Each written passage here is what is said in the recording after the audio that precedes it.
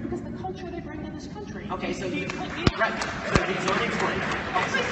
Right. So here's the deal. In the presence of a welfare state, which exists in '65, you have to pick and choose which immigrants you bring in. You do. I mean, otherwise everybody just comes in. I agree. Okay, if you agree, then what is your standard for bringing in immigrants? Clearly, it's not taking federal benefits or state benefits. Clearly, it's not jiving with our culture. You don't want any restrictions on immigrants. Should we get 6 billion people coming over here? Where do you draw the line? Okay, well, I do want restrictions on immigrants. I want to, but I want to have a line and a process and a system. Can you explain? Wait. Explain what? You just I'll tell you where I'll draw the line. Explain why you're drawing the line around culture, please. Because culture makes a difference to a country. So tell me, who are the American enough cultures to come in? Anybody, any individual.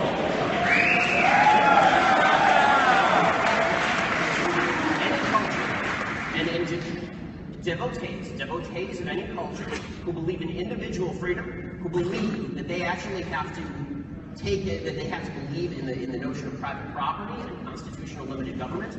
That's what we've got into countries about. Who the fuck have you ever met in this entire new, beautiful world who does not believe in individual liberty? Are you kidding me? Well,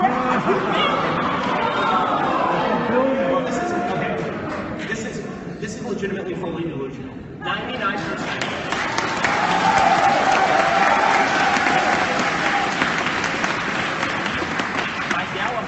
By Gallup polls, 99%, what? I can't say polls. Go ahead. By Gallup polls, 99% of the population of Afghanistan believes in the implementation of Sharia law. That's not an individual freedom.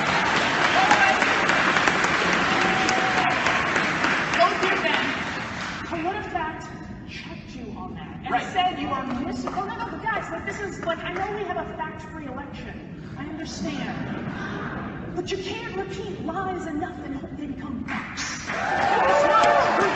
You're misrepresenting Sharia law, and you are using Sharia law to suggest that everyone who believes in Sharia law believes in extremism. Gallup, the same organization, the same. Guys, don't get out in the world. Sally, Gallup said 7% of actual. Whatever. Go ahead. I recommend that if you believe that, you try to go to a Sharia law-believing Muslim and ask them to cater your lesbian wedding. I have. Robert Putnam, and what he said is that diversity of values actually results, typically, in more fragmented communities, more protest marches. The diversity is richness routine, only applies where you have a common goal in mind as far as what the rules of society should, what freedom looks like. And diversity of values that encompasses actual values that are evil is not a worthwhile diversity. So not all diversity is worthwhile diversity. And everybody agrees with this, right? I mean, if you have a room of 3, that doesn't mean that you have to shut people up. You know, I think that the best answer to bad speech is more speech, not less speech. But there are certain values that are just evil. There are certain values that are just wrong. And the values of neo-Nazis are evil. These are evil values. And you can say them, but I'm going to call you out on it. And so the cultural relativism you see on campus, I find really disheartening, especially because the only reason that we even get to have these conversations on campus in the first place is, as you put it, because of the legacy of thoughts from dead white Western men. How many more of these do you want to take? We have quite a line. Well, I mean, we can go for another few. Hey, Ben. George, Jr. here. Okay. So just 2 quick questions.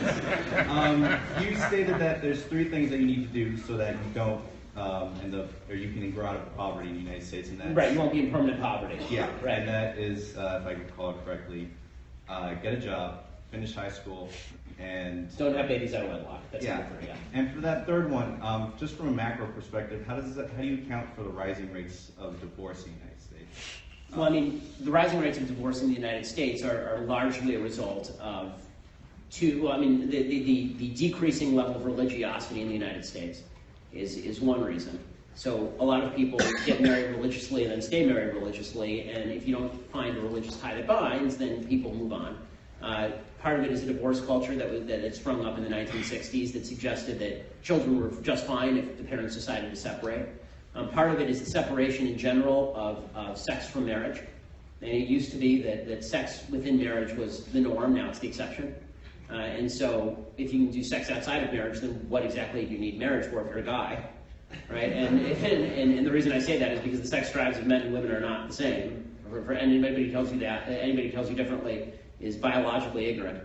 And so, you know, there are a number of reasons why divorce rates have increased, but it's had a devastating impact on mainly women. I mean, marriage is one of the best deals that women ever got. I mean, it's a fantastic deal for women. It really is. Because it turns out that men are capable of siring children with any multiplicity of women and then abandoning the woman with the children. Marriage locked men in. It was great for women. This is why women who are married mothers are significantly better off than women who are single mothers. It turns out it's really difficult to raise a kid alone. And God, I'm sorry ladies, but it turns out God gave you the wombs. So, you know, when it came time for men to leave, they would take off and you were still stuck with the baby. Right? So that's just, again, the reality of the world. So, number of reasons why the divorce rate rose, but it's been a disaster for the United States for sure. Hi, Ben.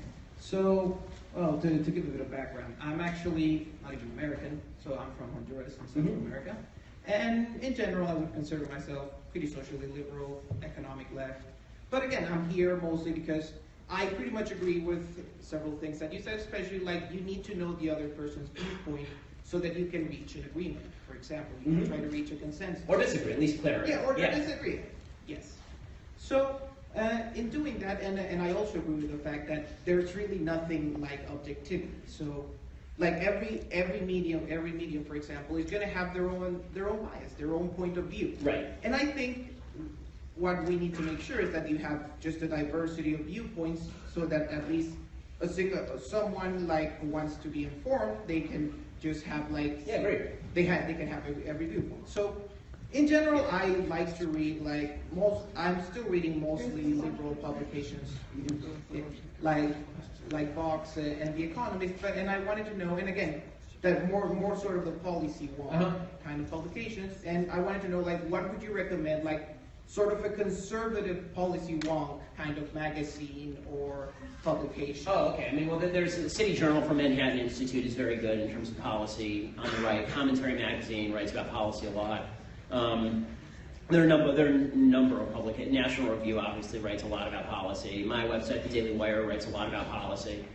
So there are a lot of sources. But I mean, I agree. I think that having a wide variety of sources that you read across the political aisle, it was very useful. I read, you know, all of the main sources of the left. I think it's important, and I think that it's informative. All right, okay. So Woodrow Wilson was pretty well regarded for being a progressive, and that's why he's a famous president. Despite that, he's also quite a bit of a racist, and that's why a lot of people in Princeton want to take his name off of buildings. So I think we all know how we feel about the reason why people want to take Wilson's name off. However, he was famous for being progressive, and that runs counter to his racism. Do you think his name should remain on the building? Part of the reason for taking it off? Yes, I think his name should remain on the building, not because I think Woodrow Wilson was a good guy. I think Woodrow Wilson was a scumbag. Because he was a progressive and also because he was a racist.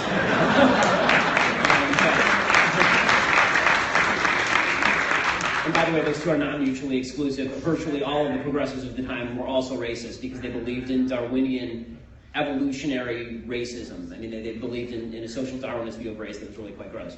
But the reason that I think his name should remain on the building is because I'm not in favor of obliterating history. This is how we learn who is good and who is bad. Right? If I take my kid by the Woodrow Wilson building, and my kid asks who is Woodrow Wilson, that's a good opportunity, as the left might put it, a teachable moment. Right? It's an opportunity for me to say who was Woodrow Wilson. And one of the things that I think is silly is wiping out history because some of us find it off-putting. Turns out most of history is off-putting to most people. Right? That's why whenever people say, what era would you prefer to live in? The answer is probably for 99% of people right now. Right? Because the past was not a great place. So I'm not in favor of wiping out history to spare people's sensitivities. If you don't like Woodrow Wilson, good on you. I'm with you. Now let's talk about how much you suck together.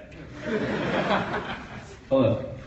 In the long run, say 15 to 30 years, it appears that significant portions of our population will no longer have a livelihood-sustaining function in our economy because they're objectively worse at tasks than computers. Since you clearly believe in a smaller, limited government, do you believe that we should improve access to the pill, condoms, and non-abstinence-based health education to ensure that unwanted children do not result from vaginal sex? Specifically, that which is intended purely for the sake of pleasure, not reproduction? If so, what policies would you advocate for, or is my whole premise wrong? This is very specific. Okay, so yeah, no, I appreciate it. Thank you for composing your thoughts. So my view of sex education is that that's something that ought to be done by the parents, not government. That's my view of it. And abstinence education doesn't work, and neither does non-abstinence education. Like, they are both virtually useless. If you look at the statistics, the reality is that the pregnancy rates and the STD rates, whether you're in an abstinence-only situation or a non-abstinence-only situation in the educational level, across the country, when you average it all out, it's almost the same. It's pretty much the same. My feeling is, obviously I'm not pro-abortion for the sake of the economy, because I don't think that you get to murder all the old people just because they're an economic draw either. Murder is not justified by economic necessity. I'm not that much of a John Stuart Mill utilitarian. But beyond that, the idea of, the answer to your question would be, if you take away government subsidies for people not being productive in the economy, they will be forced to be productive in the economy. I mean, this is why I think capitalism is a moral system and socialism is deeply immoral. Socialism is the proposition that I'm breathing and you owe me crap. And capitalism is the proposition that unless I give you something voluntarily and you take it from me voluntarily, I won't eat tonight. Right? That's the proposition of capitalism. So, I don't think that we're at risk of starvation because of overpopulation. I think we're at risk of stupid kids, and the answer is better local education, better parenting, and better behavior. I guess my only concern with that is based off of, I obviously we've agreed that people who have two parents have better outcomes, right, and are less likely to engage in the situation because they might have that principled background that you and I are both fortunate to have, and other people might not have. So the thing that concerns me about the answer that you should leave it up to the parents is the premise already is that there isn't that parent figure there with that, or if they don't have that education because they didn't get it. Right, so I can't, and the government is not capable of being anybody's parent. They're just not capable of it. We've tried it for 40 years, and that's why you've seen the rate of single motherhood in the white community skyrocket from 5% to 40%, and the rate of single motherhood in the black community skyrocket from 20 to 70 since 1960. That's what happens when you tell the government they get to be daddy. Right? The government is not capable of being daddy. Your school teachers are not capable of teaching your kids about morality. You need to be a better parent. And presenting people with the falsehood that there's going to be someone who comes in and fills that gap is just not true. And by the way, taxing me more to pay for a teacher to pay for that, here's my view. If you want me to pay for your kid, I'll adopt your kid. Okay? If you want me to pay for your kid, then I get to bring up the kid the way that I want. Right? You don't get to have your cake and eat it too. You don't get to take my money and then bring up your kid badly. You don't get both.